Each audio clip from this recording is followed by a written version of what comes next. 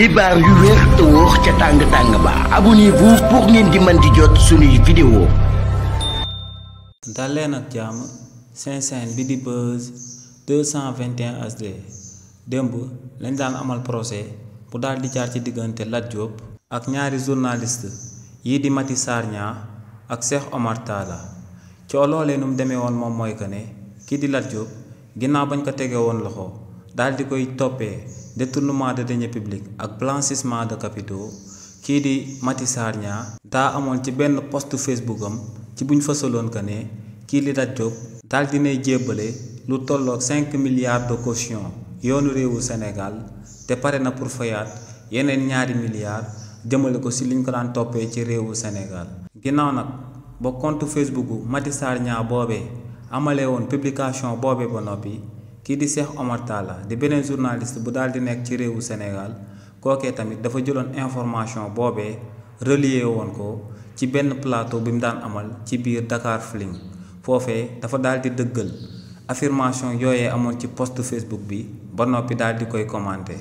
li ni mel nag moom moo sababoon kii di Lat Diop digaloon ay avocat ngir ñu daal di topp lu ñaar ñooñee ci kanam yoonu réewu Sénégal pour diffamation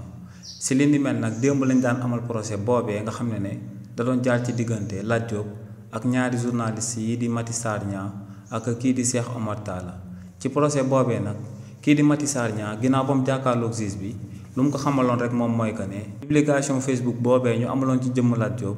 ci compte Facebook am la daal di jógee waaye nag ne publication boobee du moom moo ko amaloon ndax ne moom ginnaaw bañ ko jàppee woon ci régime président Macky Sall te mu bokkoon ci détenu politique yi ci régime boobee ne dafa jëloon ñaari jeunes yoo xam ne ñoom ñoo ko doon gérer compte yi nga xam ne moom la amoon fépp ci réseaux sociaux yi ne jeunes yooyee ku nekk ci ñoom dala doon fay lu tolloog 100 000 francs weer bu yàlla sàkk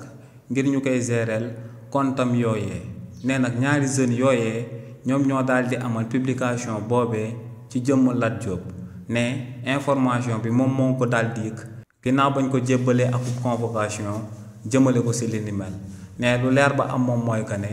moom laalewut taqewut ci publication boobee nga xam ne moom moo sabab ñu daal di koy porter plainte daal di koy andi ci kanam yoonu réewu Sénégal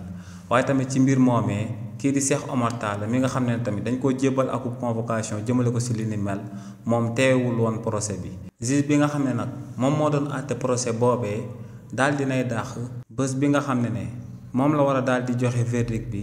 ba le 5 décembre 2025 bi ñu jëm. xibaar yu wér te wóor ca tàng ba abonnez-vous pour ngeen di mën di jot suñuy vidéo.